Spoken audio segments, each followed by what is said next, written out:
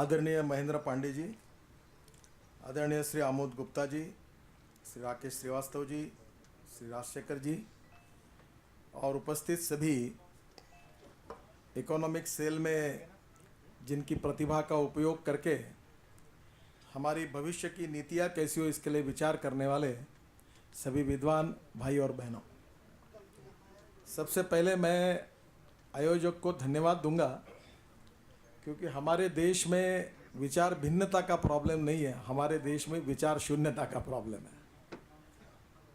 सही हो गलत हो ये बाद में तय होता है, पर आज महत्वपूर्ण बात यह है कि हम लोग विचार कर रहे हैं। भारतीय जनता पार्टी की जो कमिटमेंट है उसमें से जो महत्वपूर्ण पहलू है वो आप सब लोग जानते हैं। सबसे पहली बात है कि हम नेशनलिस्ट पार्टी हैं। राष्ट्रवाद और राष्ट्र की सर्वांगीण उन्नति और विकास यही हमारा आत्मा है और राष्ट्र सर्वोपरि है।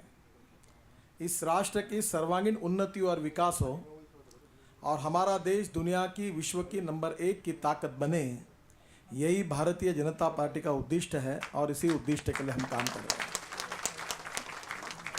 और राष्ट्रवाद और राष्ट्रीय विचारों में राष्ट्र की सर्वांगीण उन्नति और विकास के साथ राष्ट्र की अंतर्गत और बाह्य सुरक्षा भी आती है। और अगर इस राष्ट्र को हमको सुखी, समृद्ध और संपन्न और शक्तिशाली अगर करना है तो सबसे इम्पोर्टेंट 2 चीज़ें महत्वपूर्ण है। पहला इम्पोर्टेंट है गवर्नेंस, गवर्नमेंट, क्योंकि सरकार से सब लोगों की बहुत ज़्यादा अपेक्षा है। तो गुड गवर्नेंस एंड डेवलपमेंट ये हमारा उद्दिष्ट है और हमारे राष्ट्र को सर्वांगीण विश्व की उन्नति करके विश्व की नंबर 1 की अगर ताकत हमको बनानी है तो हमको गुड गवर्नेंस चाहिए और विकास का विचार करना चाहिए। और अभी हमने उसको जोड़ दिया है कि good governance with the help of e governance, क्योंकि गुड गवर्नेंस के कारण 80%, 80% रेड टेपिज्म और भ्रष्टाचार खत्म हो जाएगा। तो राष्ट्रवाद के साथ स्वाभाविक रूप से सुशासन, विकास और good governance with the help of e governance. और तीसरी जो महत्वपूर्ण बात है, जो हमारा सोशो इकोनॉमिक थिंकिंग है, वो अंत्योदय है। पंडित दीनदयाल उपाध्याय जी ने अपने जीवन में हमको जो विचार दर्शन दिया है उसमें उन्होंने सामाजिक न्याय और आर्थिक न्याय की बात की है। हम ऐसे समाज को निर्माण करना चाहते हैं कि जिस समाज में कोई भी व्यक्ति जात, पंथ, धर्म, भाषा और सेक्स के आधार पर न बड़ा होगा न छोटा होगा, सबके साथ समान न्याय होगा और सबको समान विकास का मौका मिलेगा। यही पंडित दीनदयाल उपाध्याय जी के विचार दर्शन से हमको मिली हुई प्रेरणा है। और आगे उन्होंने अंत्योदय के विचार के रूप में जो हमको कहा है, जो हमारा थिंकिंग है कि समाज का जो सबसे शोषित है, पीड़ित है, दलित है, जो सोशली, इकोनॉमिकली और एजुकेशनली बैकवर्ड है, उस समाज के आखिरी व्यक्ति को, जो आखिरी पायदान पर खड़ा है, उसको केंद्र बिंदु मानकर हम अच्छा सुशासन ऐसा लाएंगे कि हमारे देश में न कोई गरीब होगा, न भूखा होगा, न कंगाल होगा। दीनदयाल जी ने कहा है कि हमारे जो ऐसे दलित, पीड़ित, शोषित लोग हैं, जिसको हम दरिद्र नारायण कहते हैं, जिनके पास रहने के लिए मकान नहीं है, जिनके पास पीने के लिए पानी नहीं है, जिनके शरीर पर कपड़ा नहीं है और जिनको खाने के लिए रोटी नहीं है, उन तमाम दरिद्र नारायण की हम सेवा निरंतर करते रहेंगे। और जिस दिन उन लोगों को रोटी, कपड़ा और मकान मिलेगा उसी दिन हमारा सपना पूरा होगा, ऐसा हम समझेंगे। ये पंडित दीनदयाल उपाध्याय जी का अंत्योदय का विचार, यही हमारा उद्दिष्ट है, द मिशन है। और इसलिए ये 3 बातों को हमने बार बार दोहराया है। अब इन 3 बातों के आधार पर क्या हम इस देश के भविष्य को बदल सकते हैं? क्या हम देश को सुखी, समृद्ध और संपन्न बना सकते हैं? क्या देश के बेरोजगारों को हम रोजगार दे सकते हैं? क्या आर्थिक भाषा में हम देश का जीडीपी 12% के ऊपर ले जा सकते हैं? क्या हम हमारा एग्रीकल्चर ग्रोथ रेट 10% से ऊपर ले जा सकते हैं? जो देश के इकोनॉमिक पैरामीटर्स है, जो एक सुखी, समृद्ध और संपन्न राष्ट्र के लिए होते, क्या हमारे देश में वो क्षमता है? इसका पहला उत्तर है कि हमारे देश में क्षमता है। हम इस देश को सुखी, समृद्ध, संपन्न और शक्तिशाली बना सकते हैं। इकोनॉमिक पैरामीटर्स के आधार पर पूरे विश्व में नंबर 1 की ताकत बनाने की क्षमता हमारे देश में है और हम बना सकते हैं। और ये बनाने की ताकत अगर किसी पार्टी में है तो उसका नाम केवल एंड केवल भारतीय जनता पार्टी है। हमें बदल सकते 47 के बाद 3 विचारधारा देश में चली, आज भी देश उसमें बटा हुआ है। पहली विचारधारा थी समाजवाद की, फिर थी साम्यवाद की और तीसरी थी पूंजीवाद की। और 1947 से लेकर आज तक अगर आप हिसाब करेंगे, ये 66 साल का इतिहास है। और आप इकोनॉमी का अध्ययन करने वाले सब तज्ञ लोग हैं, आप मुझे बताइए क्या इस विचार के आधार पर जो भी कुछ, मैं किसी विचार का विरोध नहीं कर रहा हूँ और ना मैं उसमें अड़कना चाहता हूँ, पर क्या इस देश में इस बातों पर विचार करके देश का कल्याण हुआ है? आज उसकी स्थितियाँ क्या है? गरीब और गरीब होते जा रहा है, धनवान और धनवान होते जा रहे हैं, गाँव के लोग किसान आत्महत्या कर रहे हैं, बेरोजगारों को रोजगार नहीं है, गांव की कलाएं समाप्त हो रही हैं और एक प्रकार से गांव से लोग गांवों को छोड़कर शहर की तरफ आ रहे हैं। इंडिया अलग है, इंडिया के लोग दिल्ली और मुंबई में बसते हैं और भारत के लोग गांवों में बसते हैं। गांव के लोगों के लिए लाइट नहीं है, पीने के लिए पानी नहीं है, लाखों डॉक्टर्स लोगों की प्रैक्टिस केवल इसलिए चलती है कि जो पानी हम पीते वो भी शुद्ध और स्वच्छ जल नहीं दे सकते, इसके कारण लोग बीमार हो गए हैं। ये देश की अवस्था है।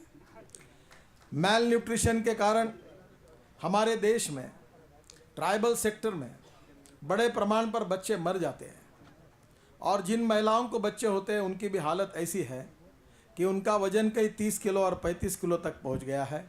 ना प्रोटीन्स मिलते हैं, ना बच्चे कैसे होते और कैसे मरते, ये तो कहानी बहुत ही दर्दनाक है। हिंदुस्तान की कहानी कुछ अलग है और इंडिया की कहानी कुछ अलग है। मैं डिफ्रेंशिएट नहीं करना चाहता, पर जो ग्राउंड रियलिटी है उसको समझने के लिए मैं आपको ये बात बता रहा हूँ। वर्ल्ड में क्या हुआ है? क्या वर्ल्ड में, विश्व में समाजवाद, साम्यवाद और पूंजीवाद तीनों विचार के आधार पर कोई सक्सेस स्टोरी बनी है? मैं हंगेरी गया था और जब हंगेरी में जाने के बाद एक गार्डन में गया था तो वहाँ कम से कम 10-12 प्रतिमाएं एक जगह लाकर ऐसे चौक में रखी थी गार्डन में। उसमें कम्युनिस्ट विचारधारा के जो स्टॉलवर्स थे, मार्क्स लेनिन से लेकर सबकी प्रतिमाएं उखाड़ उखाड़ कर उस गार्डन में, बुडापेस्ट करके गाँव है उसमें, एक गार्डन में रखी गई थी। और हंगेरी के लोग बोलते हैं कि पूरे यूरोप में हमारा इतना नुकसान हो गया, हम इतने बर्बाद हो गए क्योंकि उन्होंने रशिया की कॉपी की। पूंजीवाद का सबसे बड़ा उदाहरण अमेरिका है। अमेरिका की हालत क्या हुई ये भी आपको पता है।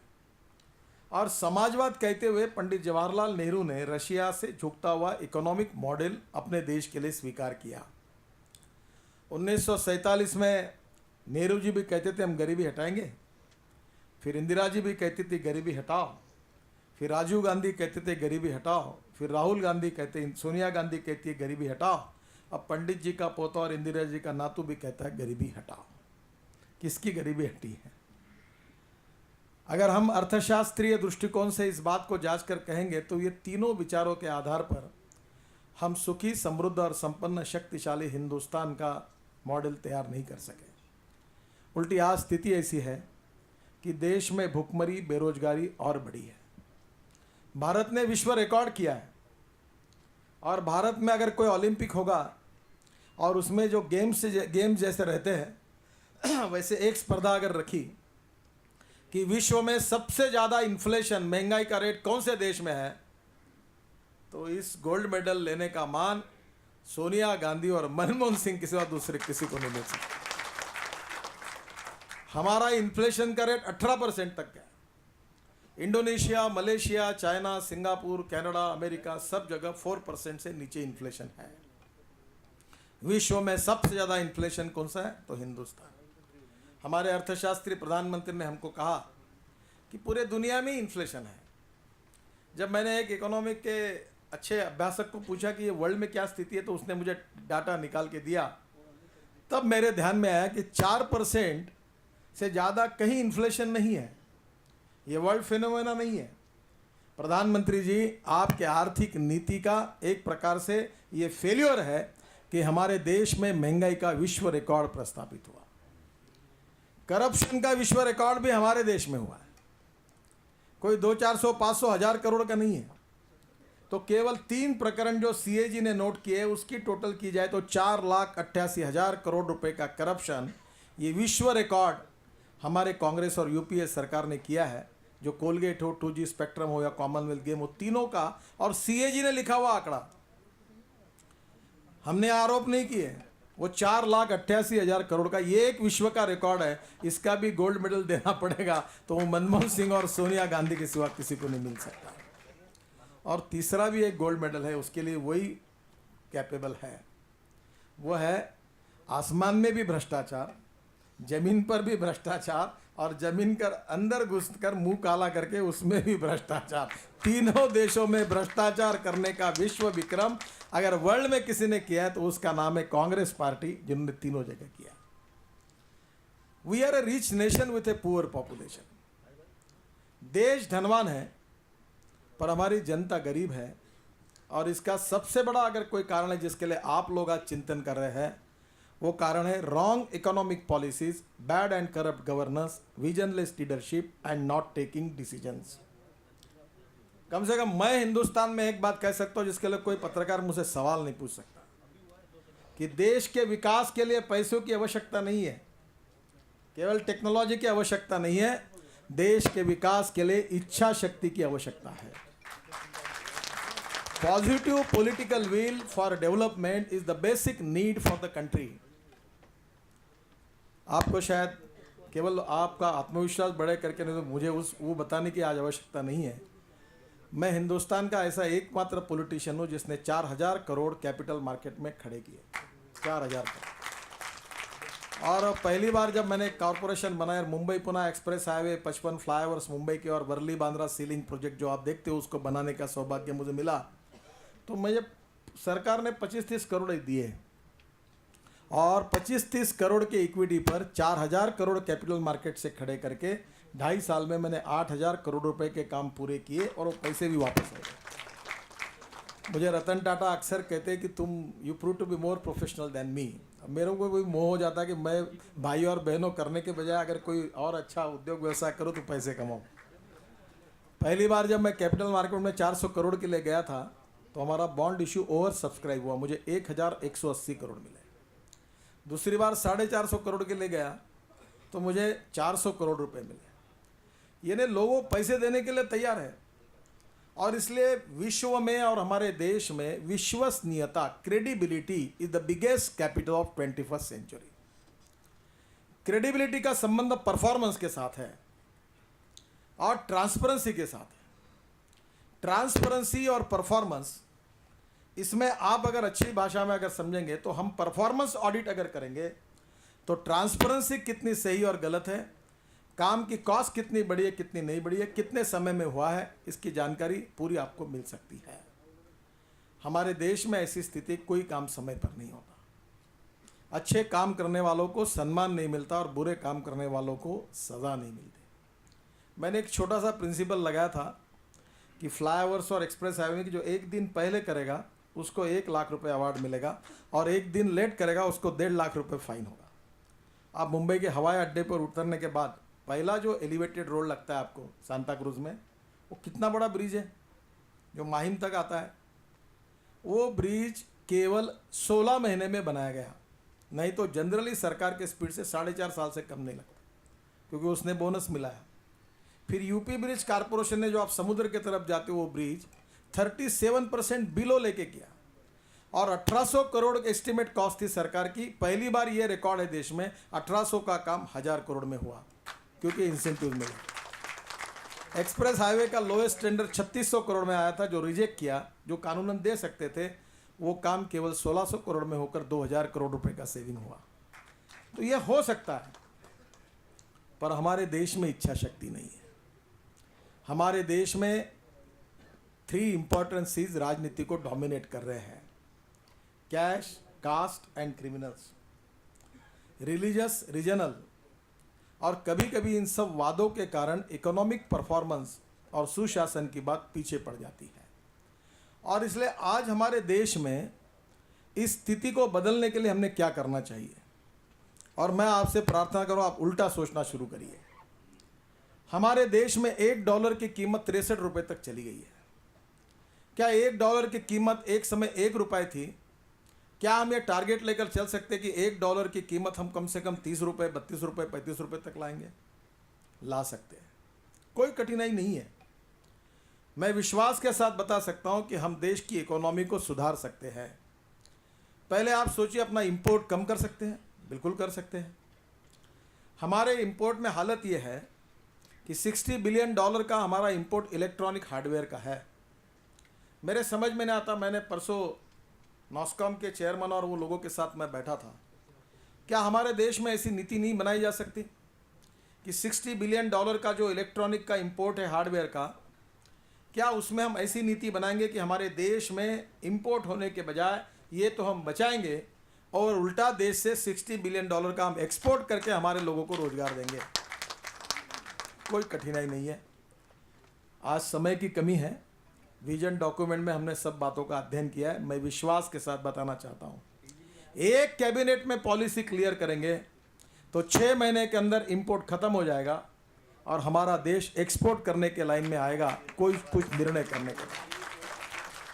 क्योंकि ये इसके लिए कोई सोचता ही नहीं। हमारे देश में 16 जगह गोल्ड माइंस है। हमारा कर्नाटक में कोलार में गोल्ड माइन का डंप पड़ा हुआ है। कैनेडियन और ऑस्ट्रेलियन 2 देशों में गोल्ड का निकालने की टेक्नोलॉजी अवेलेबल है। आज आपको पता है हमारे देश में हम $60 बिलियन का गोल्ड इंपोर्ट कर रहे हैं। हमारे अर्थमंत्री क्या कर रहे हैं? वो गोल्ड इंपोर्ट न हो करके ड्यूटी बढ़ा रहे हैं। और आप में से सभी लोग क्या कर रहे हैं? जब बाहर जाते हैं तो 4-4 अंगठी पहन के आते हैं, लॉकेट पहन के आते हैं, और हर आदमी 25 तोले 30 तोले सोना लेके आ रहा है। और यहाँ के वो बोलता है कि मैंने इतना सोना लाया कि बेच दूंगा तो कम से कम मेरे टिकट के पैसे निकल जाएंगे। ये धंधा लोगों का शुरू हो गया।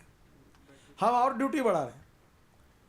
हमारे देश में $60 बिलियन का अगर गोल्ड इंपोर्ट होता है तो क्या हमारे देश में हमारा गोल्ड हम निकाल नहीं सकते? क्या हमारे देश में, जरा रुकिए, हमारे देश में ये माइंस का गोल्ड हम निकाल नहीं सकते? अभी फिलीपाइंस में मैंने एक हमारे मित्र को कहा कि तुम फिलीपाइंस में गोल्ड माइन में कॉपर भी निकलता है, सिल्वर भी निकलता है।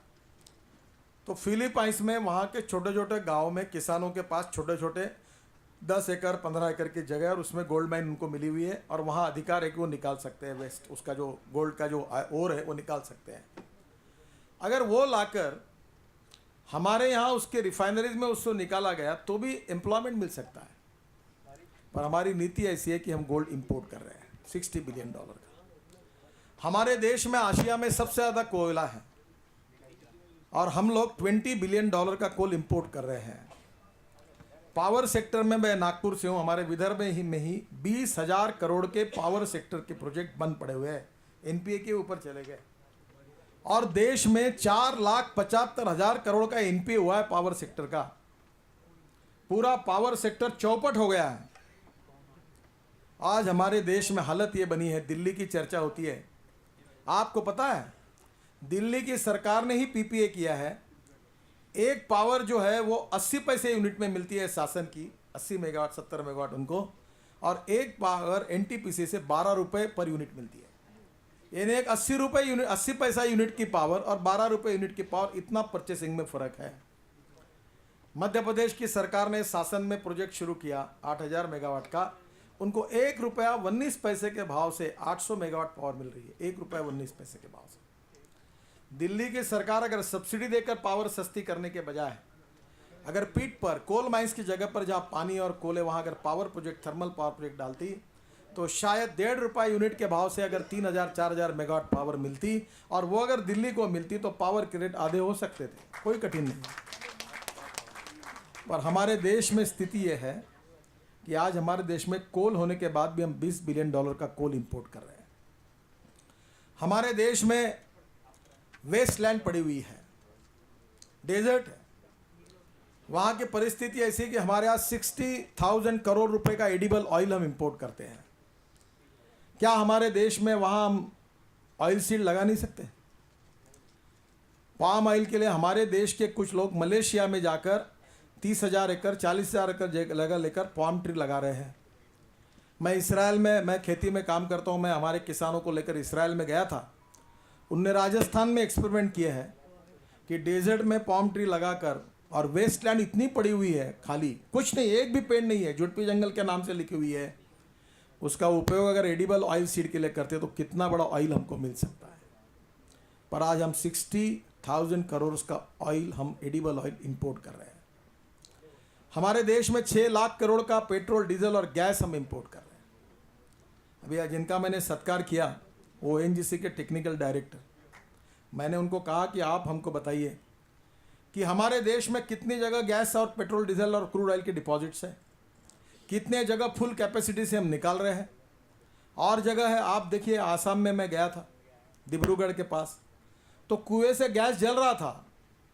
तो मैंने कहा ये गैस पाइपलाइन में डालकर घरों में नहीं दिया जा सकता?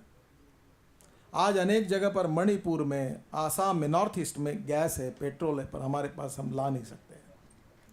और हम लोग इंपोर्ट कर रहे हैं और अरब कंट्रीज़ को हमारे पैसे भेज रहे हैं, और उसके बदले में हम आतंकवाद हमारे देश में इंपोर्ट कर रहे हैं। ये जो पेट्रो डॉलर है, इसके प्रॉफिट का उपयोग एक्सट्रीमिस्ट ऑर्गेनाइजेशन को फाइनेंसिंग करने के लिए होता है, जो फिनेटिक है, और वो हमारे देश में आतंकवाद को और आतंकवादियों को इंपोर्ट कर रहे हैं।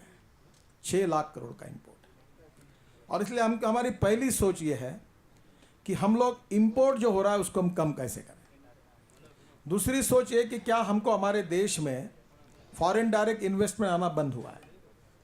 अब देश के उद्योगपतियों की हालत ऐसी बनी है, वो कहते हैं कि हम NRI बनना चाहते हैं, हम देश के बाहर जाना चाहते हैं। जो उठता वो जैसे चोर जैसे सबको करे, इन्वेस्टर मैंने चोर। अगर इस देश के लोग, अगर बहुत से लोग, तो लंदन में एक स्ट्रीट है जहाँ इंडियन एम्बेसी है, वहाँ बहुत से लोग NRI बन गए और देश के बाहर जा रहे हैं। हमारे यहाँ एक इंडस्ट्रिस्ट थे बड़े, उनको मैंने हाथ जोड़कर कहा कि हमारे किसान आत्महत्या करें, हमारा कॉटन ट्रैक है, आप एक टेक्सटाइल का जोन यहाँ तैयार करिए। बहुत पीछे पड़ के हाथ जोड़कर तैयार किया, बेचारे तैयार हुए। 1000 करोड़ की इन्वेस्टमेंट करने के लिए मैं चाहता था कि हमारे के किसानों के कपास को अच्छी कीमत मिले और 5-1 हज़ार लड़कों को रोजगार मिले। और जब एक दिन उनको कोई कोल माइन, उनके स्टील प्रोजेक्ट के लिए रिकमेंड की गई थी, उनको रोज CBI डायरेक्टर बुलाते थे, 4 घंटा बिठाते थे, पैसे लेते थे। तंग आ गए, एक दिन मेरे घर पर आए, मुझे हिंदुस्तान में कोई काम शुरू नहीं करना है, अब मैं केनिया में जा रहा हूँ, वहाँ करो, नितिन जी मुझे माफ़ करिए। वो भागते हैं। इस देश में कोई काम करो करके नहीं बोलता, जो बोलता काम बंद करो, पहले बंद करो। गलती से कोई माइन मिल गई तो पहले इन्वायरमेंट वाले खुद जाते बंद करो। उन्होंने क्लियर किया तो हाई कोर्ट स्टे देता है, हाई कोर्ट ने स्टे दी तो सुप्रीम कोर्ट स्टे देता है, उसने कुछ ऑर्डर दिया तो CBI रोक देता है, CBI ने रोक दिया तो और कोई जनता आंदोलन करती है। तो काम करने का इन्वायरमेंट ही नहीं। इसका मतलब गलत काम नहीं होना चाहिए, मैं नहीं कह रहा हूँ कि गलत काम होना चाहिए। 2-2 साल हमारे इन्वायरमेंट और फॉरेस्ट मिनिस्ट्री में हमको क्लियरेंस नहीं मिलता, कहाँ से इन्वेस्टमेंट आएगी। जापान के पूर्व प्रधानमंत्री और उनके साथ कुछ लोग मुझे मिले थे। जापान में और कोरिया में बैंक में डिपॉजिट करने के ऊपर बैच कटता है, बैच मिलता नहीं, बैच देना पड़ता है। तब मैंने उनको कहा कि आप हमको हेजिंग करके लॉन्ग टर्म पर अगर बड़े प्रमाण पर पैसा दे सकते हो तो हिंदुस्तान में बहुत पोटेंशियल है। बोले हम देना चाहते हैं। अब मुझे पता नहीं, पर 2% पर अगर 5 लाख 6 लाख करोड़ अगर मिलेंगे, और उसमें लो कॉस्ट हाउसिंग है, रिवर कनेक्टिविटी है, इरिगेशन है, जो बेसिक इंफ्रास्ट्रक्चर, उसके लिए अगर भी इन्वेस्टमेंट खर्चा करेंगे तो देश की कितनी प्रगति और कितना विकास हो सकता है। पर हमारे देश में आज डेवलपमेंट का एटमॉस्फेयर नहीं है। कांग्रेस सरकार ने देश का बैंड बाजा बजाया और नेहरून इकोनॉमी ने देश को बर्बाद कर दिया। और इसलिए इसका ऑप्शन यही है कि स्वदेशी और स्वावलंबन का विचार जो है उसका हम उपयोग करें। हमने विजन डॉक्यूमेंट में गंगा पर भी चैप्टर लिखा है और गाय पर भी लिखा है। एक गाय, एक नीम का झाड़ और एक परिवार इकोनॉमी चल सकती है। और इसलिए मैं आपको आह्वान करूंगा कि हमको थोड़ा रूरल सेक्टर में रिसर्च करना चाहिए। आप सब लोग बाल काटते हैं, आजकल महिलाएं भी काटती है और लोग भी काटते हैं। हमारे यहाँ Mahatma Gandhi science research institute है वर्धा में, वहाँ मैं गया था, और जो बाल कटते हैं उससे उन्होंने एमिनो एसिड बनाया। तो मैंने हमारे गारमेंट क्षेत्र में कहा कि ये बाल इकट्ठा करो, 200-300 लड़कों को रोजगार मिल गया, और उन्होंने एमिनो एसिड बनाया। मल्टीनेशनल कंपनी का, एग्रीकल्चर में बहुत इंपॉर्टेंट है वो केमिकल एमिनो एसिड। तो अब जो 450 लीटर का तो 25 रुपये लीटर में, और वो एमिनो एसिड अब किसान यूज कर रहे हैं। तो हमारे रिसर्च के आधार पर अगर हम उपयोग करेंगे तो हमारे गांव में ऐसे अनेक चीजें हैं जो हम लोग यशस्वी रूप से कर सकते हैं। मैं कभी ये बात नहीं कहता कि ओल्ड इज गोल्ड, और मैं मानता भी नहीं कि कोई गाय है उनके लिए हम लोग, भाई श्रद्धा तो है हमारे मन में, पर आपको मैं बताता हूँ, मैं गोमूत्र की कैप्सूल बनी है, बीताम्बरी करके ठाना में एक हमारे कार्यकर्ता उनने बनाई है, और मैं सुबह 2 और शाम को 2 लेता हूँ। मेरे पैरों पर सूजन रहती थी और पैर में दर्द होता था। अब 3 महीने हो गए, मेरा दर्द चला गया और सूजन चली गई। मैं हवा की बात नहीं करता हूँ, मैं प्रूवन ट्रैक की केवल बात कर रहा हूँ। और इसलिए हमारे देश में जो देशी गायों की नस्ल है, हम ऐसे 1000 प्रकल्प खड़े करेंगे कि हमारे देश के जो बुल है, साहीवाल है, गिर है, और देशी गाय जो 5 लीटर वाली है, 2 लीटर वाली है, उसमें हम ऐसे बुल को इंजेक्ट करेंगे उसका कि जिसमें से जिसकी माँ का दूध 20 लीटर था, 15 लीटर था। हमारे यहाँ 1 लाख गाय यहाँ है, राजस्थान में एक प्रकल्प चल रहा है उनके पास, पथमेड़ा, वो सीमेंस उनके पास है। और देशी गाय को अगर हमने सही दिया तो 2 लीटर की गाय से जो गोरी तैयार होगी, हम 8 लीटर, 10 लीटर, 12 लीटर, 15 लीटर की अगर करेंगे तो हमारे यहाँ गोवर्धन करके मिल्क मिलता है मुंबई में, उनका एक ये है, आपको पता है क्या भाव से मिल्क बेचता है गोवर्धन? 80 रुपये लीटर। और वो शॉर्टेज है मुंबई के मलबा हिल एरिया में, उनके पास 1000 गाय का फार्म है, जो मुंबई वाले उनको पता होगा, वो बिल्कुल hygienic, health point of view स्वच्छ, बिल्कुल प्योर गाय का दूध, 1000 उसका 80 रुपये लीटर भाव है। कुछ उत्तर प्रदेश में कुछ लोग गाय का घी तैयार करते हैं, 1-1 टन, 1.5 टन, 2-2 टन घी रोज का बनाते हैं, उनके पास वेटिंग ऑर्डर है। हमारे यहाँ विनोबा भावे जी के आश्रम में एक बिस्किट मिलता है, वो गोरस, उसमें हनी है, गाय का दूध है, गाय का घी है, और वो बिस्किट बना इतना टेस्टी है कि वो 4 बजे 5 बजे जितना बनाते उतना ख़त्म हो जाता है। तो मेडिकल कॉलेज में वहाँ विद्यार्थिनी थी नॉर्वे की, और वो मुझे मिली, तो एयरपोर्ट पे तो मैंने देखा उसके पास वो बिस्किट का ये था, 4-5 उसके पैकिंग थे। तो नागपुर एयरपोर्ट पर मिली तो मैंने कहा ये क्या, कहाँ से ले जा रहे हो? बोले ये गोरस है, वो फॉरेन लेके जा रही थी। अगर अच्छी क्वालिटी है तो हम उसको कर सकते हैं, इसलिए ओल्ड इज गोल्ड मुझे नहीं कहना है, पर जो गोल्ड है उसको स्वीकार करेंगे। और 21वीं सदी में जाना है तो इंफॉर्मेशन टेक्नोलॉजी और बायोटेक्नोलॉजी को भी स्वीकार करेंगे, और दोनों को करके स्वदेशी और स्वावलंबन और ज्ञान, विज्ञान और तंत्र विज्ञान का उपयोग करके भविष्य के हिंदुस्तान की नीतियाँ हम बनाएंगे। और मुझे लगता है कि ये हम ही बना सकते हैं, कोई बात कठिन नहीं है। आजकल ऑर्गेनिक फार्मिंग में बहुत अच्छे अच्छे प्रयोग हुए। मैं खुद काम करता हूँ, 10,000 एकड़ खेती हमारा ग्रुप है, ऑर्गेनिक फार्मिंग में काम करते हैं, फ्रूट्स वेजिटेबल में बहुत अच्छा मार्केट है। और हमारे देश में उसमें किसानों में minimise the expenditure, increase the profit. अब देखो देश में क्या हो रहा है, ये कैसी कांग्रेस की सरकार है। आप कभी हमारे शहरों में हमारे किसानों की बात ही आपके ऊपर आती नहीं। 10-26 से जो केमिकल फर्टिलाइजर है, जो मिक्सर है, उसकी 2 साल के पहले कीमत 425 रुपये थी, आज उसकी कीमत 1450 रुपये है। आज फर्टिलाइजर की कीमत आप निकाल लो, कांग्रेस ने कार्टेल बनाया हुआ है सरकार ने। मैं जॉर्डन के एयरपोर्ट पर उतरने के बाद वहाँ के एम्बेसडर मुझे मिले, और 1.5 सी है, लीबिया इसराइल को लगकर, जो जॉर्डन को लगकर है, वहाँ पोटैश मिलता है, वहाँ से ही आता है वर्ल्ड में। उन्होंने कहा कि चाइना की तुलना में $200 ज़्यादा भाव देकर हमारे देश में पोटैश इंपोर्ट होता है, क्योंकि हमारे देश में ऐसी नीति बनाई है कि उसमें कंपटीशन ही नहीं है। केवल हम पोटैश और सब केमिकल इसको इंपोर्ट करने के लिए अगर हम खुली छूट देंगे और स्पर्धा शुरू करेंगे तो हमारे देश में फर्टिलाइजर के प्राइसेस 25-30% कम हो जाएंगे, अगर केवल कंपटीशन होगा तो। अब मैं, और अच्छी बात, मेरा लड़का इसका बिजनेस करने लगा गैस का, तो मुझे एक दिन ऐसी, मैं आजकल कुछ कहीं देखता नहीं, तो मुझे दिल्ली में हमारा गैस सिलेंडर मिलता है, मुंबई में, अभी कोल्हापुर में, नागपुर में, तो वो मुझे कह रहा था कि मैं LPG इंपोर्ट करना चाहता हूँ। तो मैंने कहा फालतू काय के लिए इंपोर्ट कर रहे हैं, अपने देश में ही है, उसको लाओ। बोले हमारे देश में LPG का भाव 108 रुपये पर केजी है, 106, 108 रुपये। और दुबई में एक टोटल कल के कंपनी, बोले उनसे मैंने बात की, वो 49 रुपीज़ केजी में दहेज में ला के दे रहे हो। मेरे समझ में नहीं आया कि LPG पर सब्सिडी क्यों दी जाती है। अगर LPG इंपोर्ट करने के लिए अगर खुली छूट दी जाए तो मैं आपको बताता हूं, सब्सिडी न देते हुए भी उससे कम प्राइस में LPG सिलेंडर देश के लोगों को मिल सकता है। कंपटीशन होगी तो मिल सकता है। आप allow people to work, make a fair competition, consumer का बेनिफिट होगा। जब हम टेलीफोन करते थे नागपुर से मुंबई तो 66 रुपये कॉल के देते थे।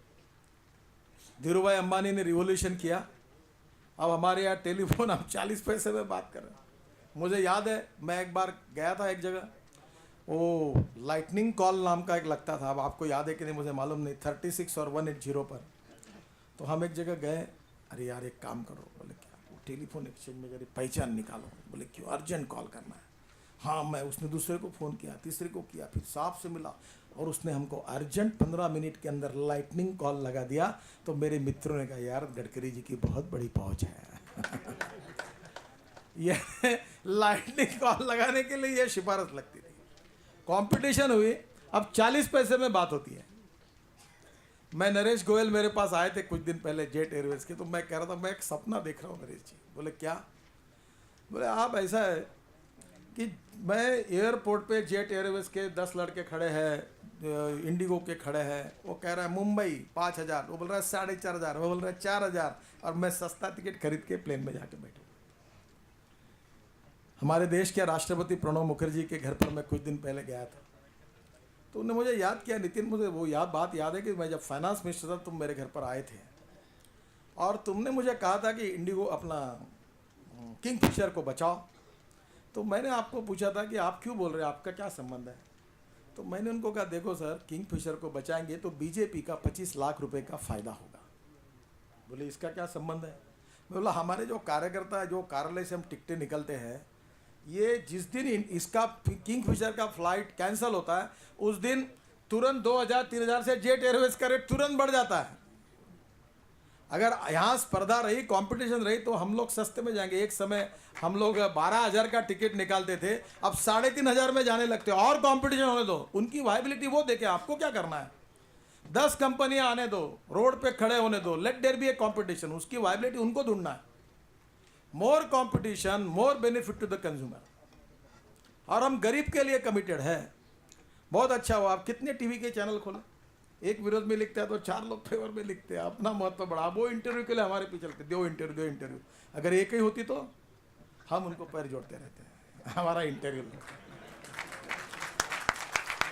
और अभी उनको भी है, एक ने दिखाना शुरू किया, 9 टीवी देखते बैठता है उनका मेन एडिटर, किसने क्या शुरू किया, जो शुरू किया तू लगा बेटा, वो लगा न्यूज। कंपटीशन, टीआरपी किसकी ज्यादा है? More competition, more benefit to the consumer is the basic principle of the economy. और हमारे देश में हमने नहीं होने दिया, और इसलिए हम ऐसी नीतियां बनाएंगे जो ट्रांसपेरेंट होगी। मैं ज़्यादा बोलना नहीं चाहता, एक विषय मेरे पास है, उसको मैं पार्टी के अध्यक्षों को सबमिट करने के बाद बोलूँगा। हमने कुछ कहा नहीं तो हमारे नाम पर चिपका देते हैं, rationalisation and simplification of tax system. और मैं आपको विश्वास के साथ कह सकता हूं कि हम ऐसी टैक्स सिस्टम लाएंगे कि जिससे 25% महंगाई कम होगी, 100% ट्रांसपेरेंसी होगी। 34 टैक्सेस लगते हैं, उसमें से ज़्यादा टैक्सेस अबॉलिश करेंगे। परमिट लाइसेंस राज समाप्त करेंगे। बैंक का इंटरेस्ट कम होगा, महंगाई कम होगी, भ्रष्टाचार खत्म होगा और काले धन करने की आवश्यकता ही नहीं पड़ेगी, और देश का रेवेन्यू 25-40% से बढ़ेगा।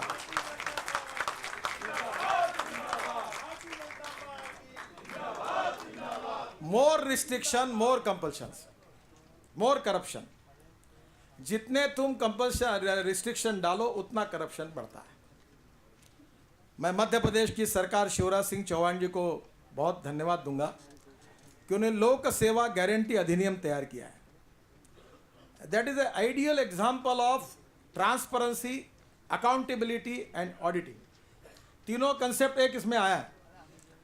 कलेक्टर के बाद जितने लाइसेंस देने का काम है, अगर हम उसको अर्जी करते हैं और वो अर्जी करके अगर वो हमको 15 दिन के अंदर अगर हमारा लाइसेंस जो कुछ है एनओसी नहीं देता, अगर नियम में हमने अर्जी करने के बाद, तो कलेक्टर पर 1 दिन के पीछे उसके ऊपर फाइन लगता है। लोक सेवा गारंटी अधिनियम हमारे यहाँ 3-3 साल 4-4 साल निर्णय नहीं होते। हमारे गुजरात की सरकार ने रात को कोर्ट शुरू किए, पर क्या हमको कोई जवाब दे सकता है कि सुप्रीम कोर्ट में 15-15, 20-20 साल से मुकदमे पड़े हुए हैं, कोई हमारा निर्णय नहीं होता। बिजनेस में, इन्वेस्टमेंट में लोग 15 करोड़, 20 करोड़, 5,000 करोड़, 10,000 करोड़ इन्वेस्ट करते हैं, ब्याज का मीटर चालू रहता है और सुप्रीम कोर्ट में स्टे लग जाता है, ब्याज बढ़ते जाता है, पूरी तरह से इन्वेस्टर बर्बाद हो जाता है। मुझे बताइए, देश में इन्वेस्टमेंट नहीं आएगी तो रोजगार कैसे मिलेगा?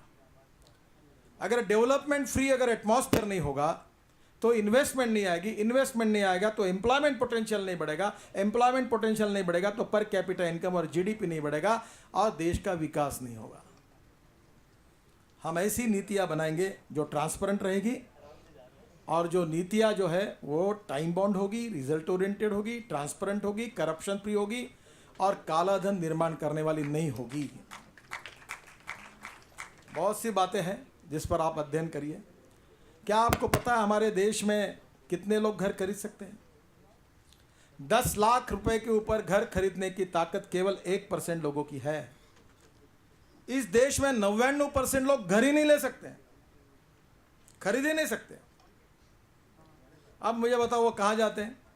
वो सरकारी जमीन पर अतिक्रमण करते हैं, जबरदस्ती घर बनाते हैं, विदाउट प्लान डबल स्टोरी बना देते हैं और हम वोट मांगने के लिए आते तो हमारे पीछे मारने के लिए दौड़ते, पहला रेगुलराइज करो फिर वोट मांग दो, आओ मत। हम उनको रेगुलराइज कर देते हैं और उनको पानी और इलेक्ट्रिसिटी पॉकेट में देते हैं और पूरे शहर का सत्यानाश करते हैं। अगर हमने लैंड बैंक तैयार की और हमने एक बैंकों को कोई अच्छे को आप बनाओ कॉलोनी, 10,000 50,000 मकान बनाओ जो सिंगापुर में है और उसकी नेट वैल्यू निकालो, जो 10 साल में जो कर्जे देके उसके नेट वैल्यू बैंक निकाल से तो घर बेच सकती है या जो उसके हिसाब से इंस्टॉलमेंट देकर उसको गरीब को दे सकती है। हम सोच रहे हैं क्या 10 लाख रुपए के नीचे मकान के लिए हम 0% इंटरेस्ट से 5 साल के लिए ब्याज के लिए माफ़ी दे सकते हैं, उसके 5 साल के बाद 3%, उसके बाद और 5%, 15 साल, क्योंकि आज हमारी तनख्वाह ही नहीं इतनी कि हम घर ले सकते हैं। और उसके कारण अगर 1% के बजाय अगर 10% लोग अगर घर खरीदने की ताकत रखेंगे तो हमारे देश में लाखों करोड़ों युवाओं को रोजगार मिलेगा और कम से कम 50,000 करोड़ का टैक्स रेवेन्यू मिलेगा। स्टील, सीमेंट, एम्प्लॉयमेंट, सब दरवाजे लगेंगे, फिटिंग लगेंगे, लाइट लगेगी, बटन लगेगी। अगर ये बढ़ाएंगे तो रोजगार मिलेगा, ये हो सकता है। और इसलिए आज हमको रेलवे में, LRT में, mass rapid transport, light rail transport, हम इलेक्ट्रिक पर ट्रांसपोर्ट ले जाएं। हम पेट्रोल डीजल क्यों खर्चा कर रहे हैं? पूरे नॉर्थ ईस्ट में रेलवे नहीं है। अगर हमने पूरे नॉर्थ ईस्ट में अगर रेलवे बनाई और पूरे देश में 54,000 किलोमीटर है, अंग्रेजों ने जितना बनाया उसके बाद हमने कितना बनाया, जरा हिसाब देखिए। जितना अंग्रेजों ने रेलवे बनाए उसकी तुलना में हम दुगनी भी नहीं बना पाए अभी तक इतने सालों में। क्या स्वाधीन भारत में गरीब लोगों के लिए, गांव और देहातों के लिए हम रेलवे तक नहीं पहुंचा पाए? आप मुझे बताइए, अगर रेलवे बढ़ेगी तो रेलवे से ट्रांसपोर्ट होगा, ट्रांसपोर्ट कॉस्ट कम होगी, डीजल कम चलेगा और हमारा इंपोर्ट बचेगा। और हमने ऐसी नीति बनाई कि हमारे उत्तर प्रदेश में, केवल उत्तर प्रदेश में जनरेटर चलाकर डीजल फूकने का काम है, उसमें से 6,000 करोड़ रुपए का डीजल केवल उत्तर प्रदेश में जलता है। बिजली नहीं है। उत्तर प्रदेश यानी रीच प्रदेश है। मुझे कभी बिहार में गया था, मैं उद्योगपति नहीं हूँ, तो मैंने नीतीश कुमार और सुशील मोदी को कहा आप कितनी पावर जनरेट करते हैं? उनने बताया, तब मैंने कहा मैं आपसे ज़्यादा पावर जनरेट करता हूँ। मैं हमारे गांवों में किसानों को पकड़कर बायोमास से जितनी ग्रीन पावर तैयार करता हूँ उतनी बिहार की सरकार नहीं करती। क्या हमने कभी लोगों को प्रोत्साहित किया है? क्या हमारे देश में टेक्नोलॉजी का उपयोग करके इनोवेटिव अप्रोच में काम करने की क्षमता लोगों में नहीं है? पर हम काम ही नहीं करना देना चाहते किसी को। देखिए, जब विकास के लिए हम अलग अलग क्षेत्र में लोगों को इन्वॉल्व करेंगे, पब्लिक प्राइवेट इनिशिएटिव को इनकरेज करेंगे। टूरिज्म एक क्षेत्र ऐसा है जिसमें 49% ऑफ एम्प्लॉयमेंट पोटेंशियल जो है वो टूरिज्म में है। हम गंगा को अच्छा नहीं बना सकते? हमारे मध्य प्रदेश की सरकार है, परसों मैं अडवाणी जी के साथ कार्यक्रम के लिए गया था, सुषमा जी और हम तीनों साथ में थे, और मेरा बड़ा ड्रीम प्रोजेक्ट था। शिवराज जी मुझे कहा आपके कारण इतना मेरा आपको आना ही पड़ेगा, तो मैं गया था। मुझे बहुत खुशी हुई, आंखों में आंसू आए कि नर्मदा का पानी शिप्रा में जोड़ा गया। अगर ये नहीं जोड़ते तो समुद्र में जाता, और उस पानी से क्या होगा पता है आपको?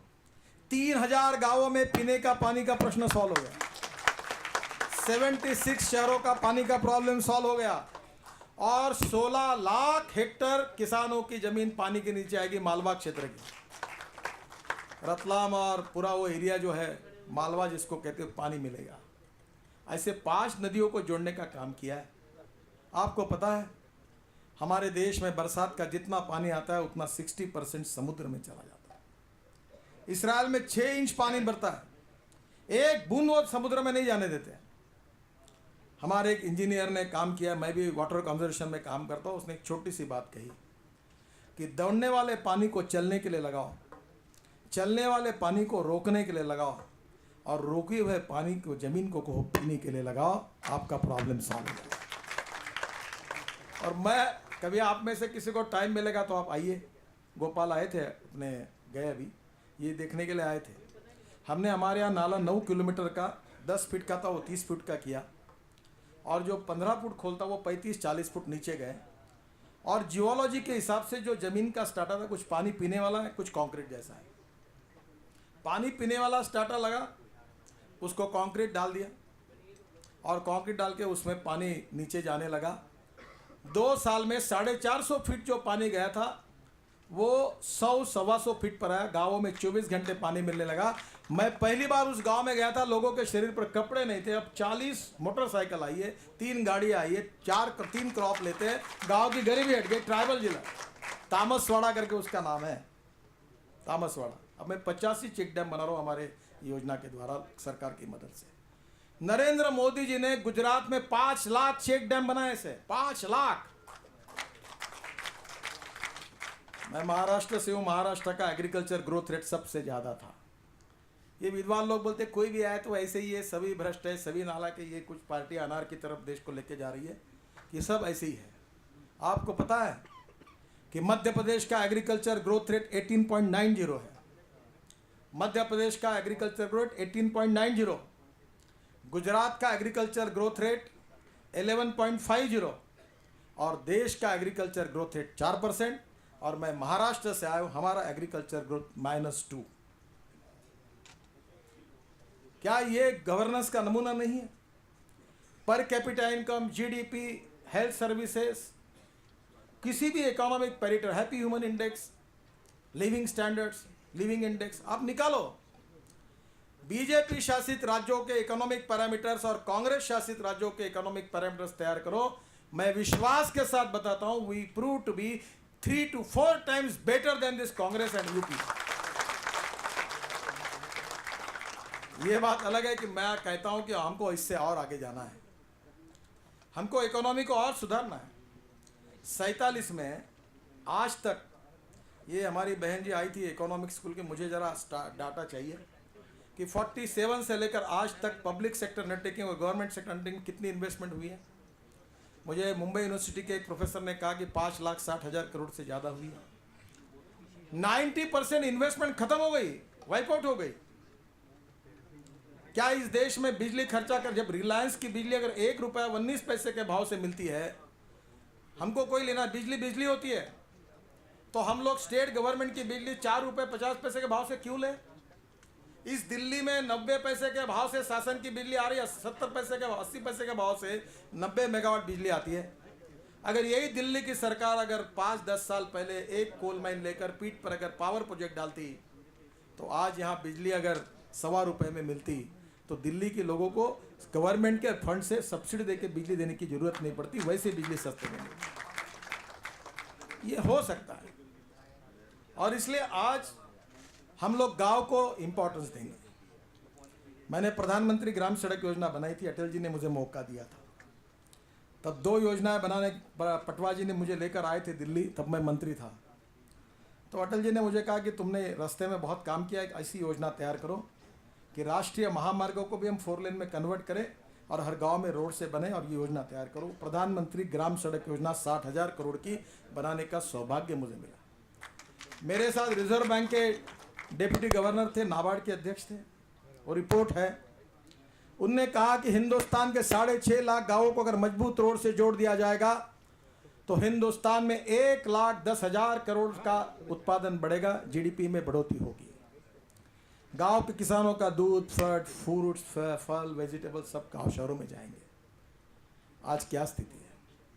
मैं जब हेलीकॉप्टर से उत्तर प्रदेश और बिहार को देखता हूँ मुझे बड़ा दुख होता है। अभी डॉक्टर गुप्ता यहाँ बैठे थे, उन्होंने लीची से वाइन तैयार की है, आम से वाइन तैयार की है, और फ्रेंच लोग लीची वाइन को बहुत पसंद कर रहे हैं, ये एक्सपोर्ट करते हैं। और मुझे बताइए कि हमारे बिहार में लीची सड़ रही है, क्या हम लीची को लगाकर उसको वैल्यूएशन नहीं कर सकते? सब कुछ हो सकता है। वर्ल्ड में पहला प्रोजेक्ट है बायोमास से इथेनॉल बनाने का। मैं हमारे यहाँ प्राच करके पुणे की कंपनी शुरू कर रही है। मेरा मन जलता है, देशभक्ति की भावना से जलता है कि ये 6 लाख करोड़ का इंपोर्ट देश को बर्बाद कर रहा है। देश को बचाना है तो हिंदुस्तान का किसान बिजली तैयार करे, पेट्रोल तैयार करे, डीजल तैयार करे, गैस तैयार करे। और ये विषय में मैं 8 साल से काम कर रहा हूँ। और तुमको जिसको कुछ को विश्वास नहीं होगा वो मेरे पास आओ, मैं आपको तीनों चीज़ें तैयार करके ऑलरेडी कर रहा हूँ। अब 100 पेट्रोल पंप खोल रहा हूँ और सब कार्यकर्ताओं को मैंने दे दिए, और ₹1.5 लीटर सस्ता पेट्रोल दे रहा हूँ, और इको फ्रेंडली है।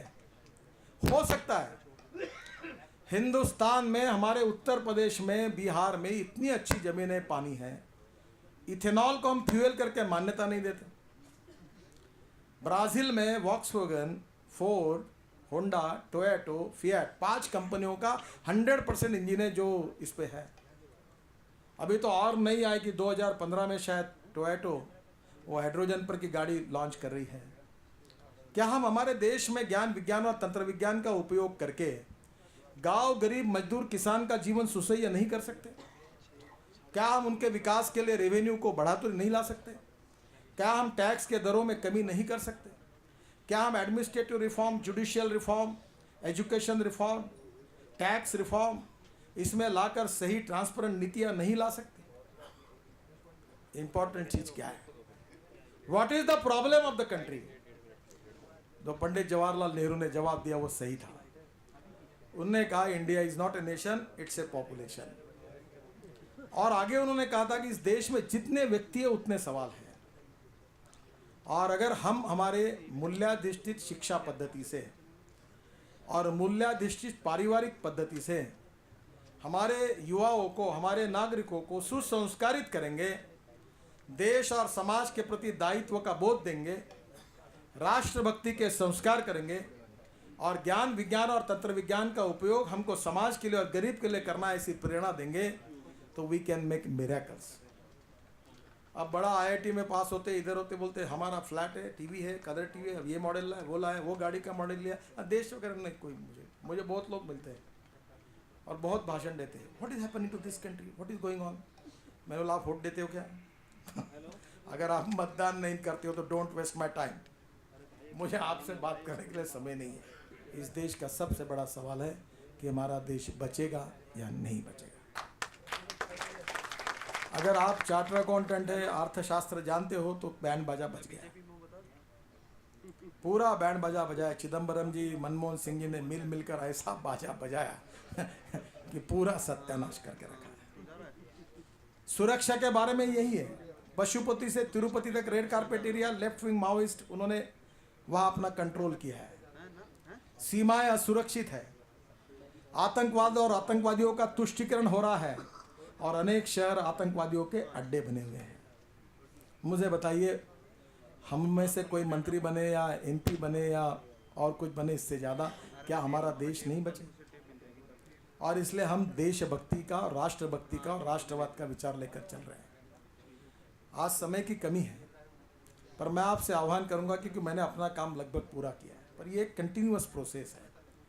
मैं 8 तारीख को इंडिया विजन 2025, एक बड़ा 450-500 पेज का डॉक्यूमेंट अध्यक्ष जी को सौंपने वाला हूँ।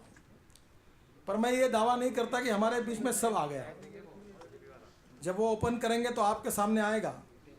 समाज के हित में, देश के हित में अपने जो भी सुझाव होंगे वो लगातार आते रहेंगे, लगातार जुड़ते रहेंगे और हम लोग देश को आगे ले जाते रहेंगे। हम लोग स्वदेशी की बात करेंगे, स्वावलंबन की बात करेंगे, रिवर कनेक्ट की भी बात करेंगे, किसान की भी बात करेंगे, मजदूर की भी बात करेंगे, शेड्यूल कास्ट की भी बात करेंगे, शेड्यूल ट्राइब की भी बात करेंगे और इन्वेस्टमेंट की भी बात करेंगे, इकोनॉमी की भी बात करेंगे। सभी बातों पर हमने सॉल्यूशन ढूंढा है और मैं बहुत प्रामाणिकता से आपको एक आत्मविश्वास पूर्वक कहना चाहता हूँ, we and only we, after the failure of 47 के बाद सोशलिज्म, कम्युनिज्म और उसके साथ पूंजीवाद, तीनों को जिस प्रकार से, आप चाइना में क्या है, कहाँ कम्युनिज्म है? चाइना सरकार के आमंत्रण के ऊपर मैं चाइना में गया था, रामलाल जी और हम सब साथ में थे, हमारा डेलीगेशन था। चाइना में तो कोई लाल बावटे के सिवा कोई दिखता ही नहीं कम्युनिस्ट, झंडा केवल लाल रहा है। जैसे हमारा एनआरआई है, नॉन रेसिडेंट इंडियंस है, वैसे ये मंगोलियन वंश के जो चाइनीज है, जो वर्ल्ड में बड़े धनवान हैं। आप चाहे इंडोनेशिया जाइए, मलेशिया जाइए, अमेरिका जाइए, कहीं भी जाइए, बहुत ताकत पैसा है। अमेरिका में जू लोगों के पास पैसा, और दूसरा ये जो नॉन रेसिडेंशियल चाइनीज मंगोलियन जो उनके पास है। इतना इन्वेस्टमेंट आया और चाइना ने जो नीति स्वीकार की, आज स्थिति ऐसी उनकी प्रोडक्शन कॉस्ट कम हो गई। चाइना में ₹1.25 यूनिट पावर मिलती है, हिंदुस्तान में ₹6.5 ₹7 यूनिट पावर मिलती है। कहाँ से वायबिलिटी आएगी? हमारे जितने आयरन ओर की माइने हम सब बंद कर रहे हैं। हम उस पर वैल्यू, अभी ये आपको पता है कि हमारी गोवा की सरकार में एक डैम पड़ा हुआ है, वो बरसात में पानी लाकर पूरा पानी नदियों को पोल्यूटेड कर रहा है। Matter is stayed by the supreme court, कुछ नहीं कर। वो अगर बेचा गया, कोई लेने वाला नहीं। अगर हिंदुस्तान में टेक्नोलॉजी लाओ तो उससे आयरन निकल सकता है, नहीं तो एक्सपोर्ट करो, तो 7,000 करोड़ रुपए का रेवेन्यू केवल गोवा सरकार को मिल सकता है। हमने बंद कर दिया। छोटी छोटी बातों को अगर सुधार करेंगे और गरीब का, गांव गरीब मजदूर किसान को केंद्र बिंदु मानकर रोजगार निर्माण करने वाली, गरीबी मिटाने वाली, ज्ञान विज्ञान, तंत्र विज्ञान, इंफॉर्मेशन टेक्नोलॉजी और बायोटेक्नोलॉजी का उपयोग करके गरीब के जीवन को सुसह्य करने वाली, water, power, transport and communication infrastructure में क्लास 1 इंफ्रास्ट्रक्चर निर्माण करने वाली और इस देश के गरीब लोगों को रोजगार देकर उनको सुसह्य जीवन जीने वाली नई आर्थिक नीतियां हम ला सकते हैं। जो दीनदयाल उपाध्याय जी ने कहा था कि सामाजिक न्याय और आर्थिक न्याय, हम ऐसा समाज बनाएंगे जिसमें कोई बड़ा नहीं होगा, कोई छोटा नहीं होगा, जात, पंथ, धर्म, भाषा, सेक्स के आधार पर डिस्क्रिमिनेशन नहीं होगा, सबको समान अधिकार मिलेंगे, सबको समान विकास का मौका मिलेगा, सबकी प्रगति होगी और हिंदुस्तान को विश्व की नंबर 1 की ताकत हम बनाएंगे। भय, भूख, आतंक और भ्रष्टाचार से मुक्त हिंदुस्तान, सुखी, समृद्ध, संपन्न, शक्तिशाली हिंदुस्तान, ये पूरी तरह से बनाने की ताकत भारतीय जनता पार्टी में है। जो नीतियां हमको मिली है, जो राष्ट्रवाद का विचार हमारी प्रेरणा है, जो सुशासन और विकास की हमारी संकल्पना है और जो अंत्योदय का हमारा उद्दिष्ट है, जो सोशो इकोनॉमिक थिंकिंग है, उसको आधार पर ज्ञान विज्ञान, तंत्र विज्ञान, इंफॉर्मेशन टेक्नोलॉजी एंड बायोटेक्नोलॉजी का उपयोग करके हम दुनिया में हिंदुस्तान को नंबर 1 की ताकत बनाने का सपना केवल सपना नहीं है, हमें प्रत्यक्ष रूप से पूरा कर सकते हैं। ये ताकत भारतीय जनता पार्टी में है। अटल बिहारी वाजपेयी जी की सरकार थी, एनडीए का शासन था, निकालो इकोनॉमिक पैरामीटर्स। एक दिन में 23 किलोमीटर रोड बनते, अब कितना हो गया? एक दिन में 3 किलोमीटर रोड बन रहे। क्यों नहीं इंफ्रास्ट्रक्चर बन रहा है? बहनों और भाइयों, सब कुछ हो सकता है। मैं बहुत बार ये कहता हूँ कि if there is a will there is a way, and if there is no will there is only survey, discussion, seminar, committee, sub committee and research group. हम केवल चर्चाओं में समय न गवाएं, समय की कमी है। बहुत कठिनाई और समस्या, दिन ब दिन देश की स्थिति बिगड़ रही है। जनता को हमको जागरूक करना पड़ेगा, लोगों को समझाना होगा। एजुकेशन ऑफ मासेस बहुत इंपॉर्टेंट है। देश में गरीबी क्यों है? कांग्रेस के कारण है। देश में भ्रष्टाचार क्यों है? कांग्रेस के कारण है। देश में किसान आत्महत्या क्यों कर रहे हैं? कांग्रेस के नीतियों के कारण है। देश में बेरोजगारों को रोजगार क्यों नहीं है? कांग्रेस की नीति के कारण है। देश में इंडस्ट्री का बैंड बाजा क्यों बज रहा है? कांग्रेस के कारण है। कांग्रेस नाम का कैंसर जब देश से निकल नहीं जाएगा, तब तक इस देश का भविष्य और इस देश की तकदीर भविष्य नहीं बदल सकता। मैं विचारों की बात कर रहा हूं, मैं नेताओं की बात नहीं कर रहा हूं, क्योंकि विचारों की मतभिन्नता है। कोई व्यक्तिगत विरोध से मैं नहीं कह रहा हूं। और हम ऐसी नीति बनाएंगे कि इस देश को दुनिया की सबसे बड़ी ताकत बनाएंगे। और इसीलिए एक फिलोसोफर ने कहा कि पर्स एंड पर्सन, पैसा और पर्सन में पर्सन श्रेष्ठ है, व्यक्ति श्रेष्ठ है। पर्सन एंड पार्टी, इसमें पार्टी श्रेष्ठ है। और पार्टी एंड फिलोसॉफी में फिलोसॉफी यानी सिद्धांत और विचार श्रेष्ठ है। अगर हम सही रूप से काम करेंगे तो आपकी भी चिंता मत करिए। देखो, मैं जीवन भर किसी का कटआउट मैंने लगाने में लगाता नहीं। मैंने किसी को पुष्पगुच्छ दिया नहीं और बायोडाटा लेके किसी नेता के कभी घर गया नहीं। मैं पब्लिक से भी चुन कर आऊँगा, लोगों का भी प्रेम मिला, और मैं सबसे कम उम्र का पार्टी का अध्यक्ष बनाऊँगा। न्याय है, देर है पर अंधेर नहीं है। आप काम करते रहो। और जैसे अर्जुन को दिखता था, एक आग दिखती थी, ऑफिस की आग दिखती है, वैसे देश की तरफ देखिए, देश के विकास की तरफ देखिए। और देश में गांव, गरीब, मजदूर, किसान का विकास करने के लिए कौन सी नीति है उसके तरफ देखिए, उसको अमल करने की ताकत लगाइए। और गुड गवर्नेंस, सुशासन के द्वारा गरीबी, भुखमरी, बेरोजगारी, महंगाई हटाएंगे। मैं विश्वास के साथ बता रहा हूँ आपको कि हम 25% से महंगाई कम करके दिखाएंगे। 25% से, केवल नीतियाँ ठीक रहे। और यही पूरा करने के लिए हमको लोगों को जगाना होगा। जो समझदार है वो अच्छे हैं, जो नहीं समझे हैं उनके पास पहुंचना होगा, सच्चाई को बताना होगा, देश के लिए जगाना होगा, भ्रष्टाचार को मिटाना है, महंगाई को हटाना है और भाजपा को लाना है। यही आत्मविश्वास के साथ आप जाइए। धन्यवाद।